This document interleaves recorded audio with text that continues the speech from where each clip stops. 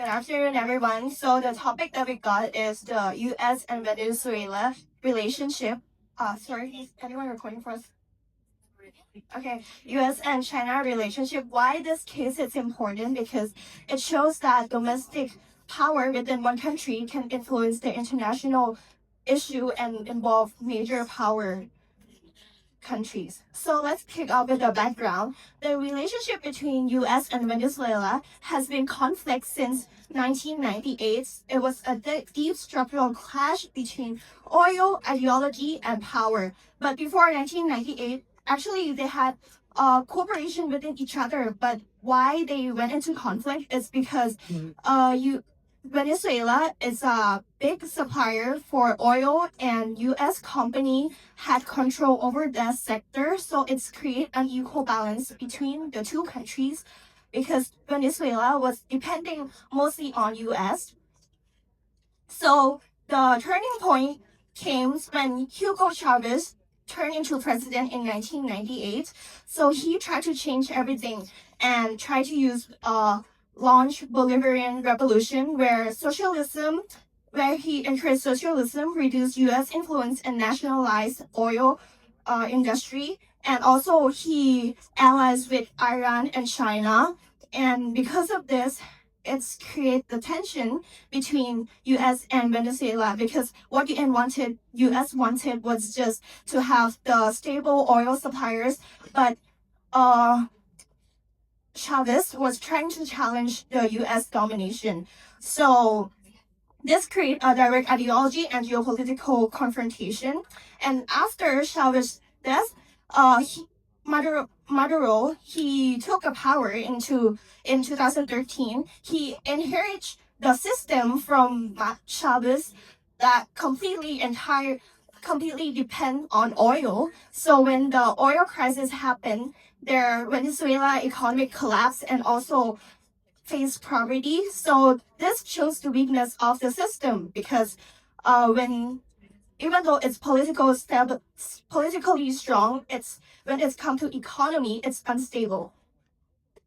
And so after that, when Obama was a president of the U.S., he sanctioned, but the sanction of Obama was limit and target. He was more focusing on human rights area.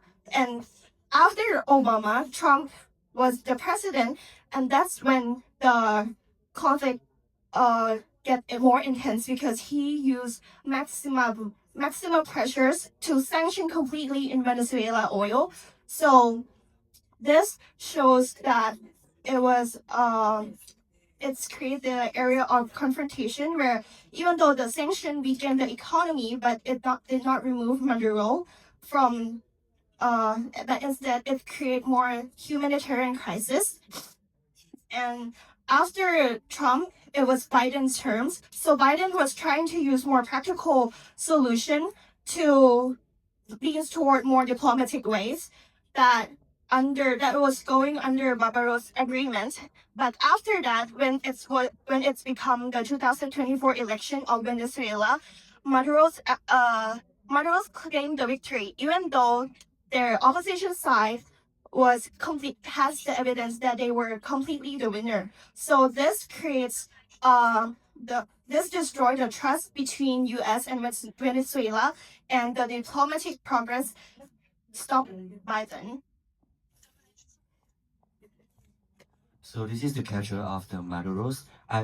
In January 3rd, 2026, this year, I bet that we all still remember the outbreaking news that shocked the whole world, that Trump had take a bold movement that broke all the diplomatic norms, the capture of the Maduros, who is the president of the Venezuela, and his wife, and both of them were taken to the U.S. in order to deal with the court that Trump-related crimes in the U.S. It might become to the question that why U.S. did this, because Trump say that it's to break up all the drug illegal network in the Venezuela and also to gain more access to the world largest oil reserve, which is Venezuela. And one more thing, of course, because Venezuela is a country that got influenced by the Russia and also China. So in order to limit the power influenced by this country, Trump take the actions.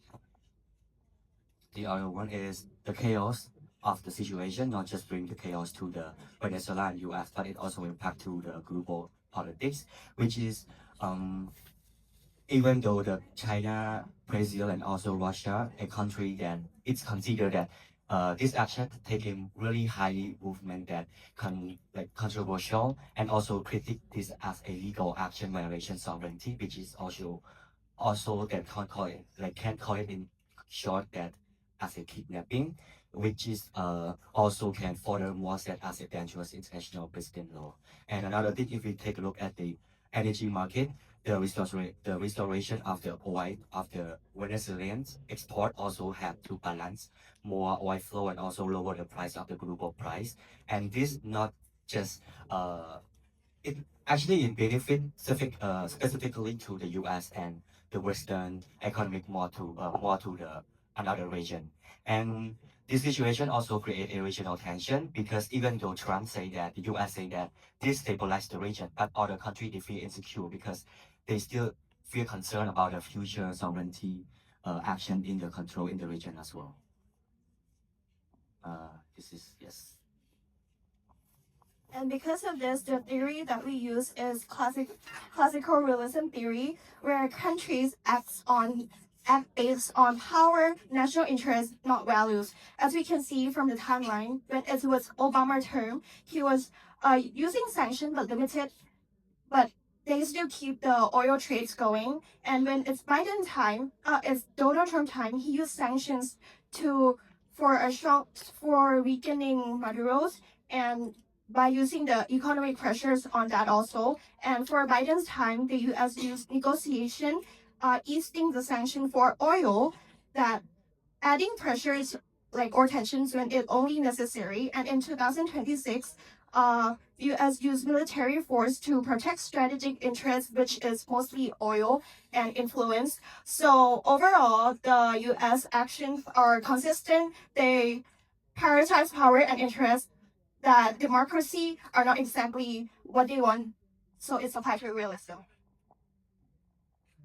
So to sum up, we can say that the U.S. they still prioritize the security energy, which is also like related to the influence of the over restrict adherence to the international law, and this also can result in as a more stable in like oil flow and also the official diplomatic return back of the Caracas in the Venezuela. But this also create a transactional in that can leave the Venezuela diplomatic future in a very concern and uncertain in the future as well. That's all.